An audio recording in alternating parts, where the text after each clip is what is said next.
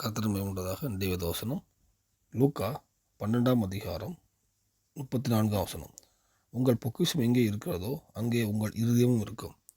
கர்த்தர் உண்டதாக இந்த வசனத்தில் இயேசு கிறிஸ்து சொல்லும்போது உங்கள் பொக்கிஷம் எங்கே இருக்குதோ அங்கே தான் இருதயம் இருக்குன்னு சொல்கிறார்.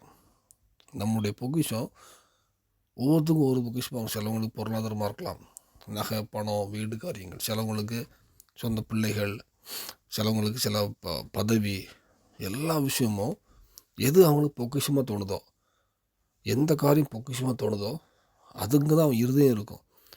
அதை நோக்கி தான் அவங்க போவாங்க. அதை நோக்கி தான் அவங்களுடைய பிரயாசம், அவங்களுடைய எண்ணம் எல்லாமே போயிட்டுருக்கும். ஸோ பூமியின் காரியத்தை ஏதாவது உள்ள இருதயத்தை வச்சுருந்தோன்னா, பொக்கிஷத்தை வச்சுருந்தோன்னா நம்ம இருதயம் அந்த பூமியின் காரியத்தை நோக்கி தான் போயிட்டுருக்கோம். நம்ம பூமி சர்ச்சைக்கு போகலாம், எல்லாமே ப்ரேயர் பண்ணுவோம், பாட்டு பாடுவோம், எல்லாம் பண்ணுவோம்.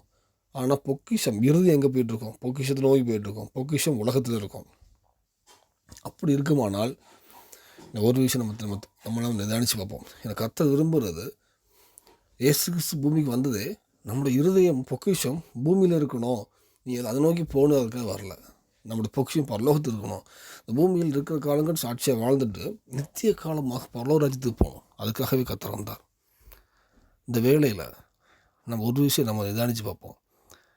ஏதாவது காரியங்கள் நம்மள்கிட்ட ஒரு பொக்கிஷம் பூமியின் காரியத்தில் வச்சுப்போமானால் இந்த ஒரு விஷயம் மன்னிப்பு கேட்டு நம்மளோட பொக்கிஷத்தை பரலோகத்துக்கு கொண்டு போவோம்.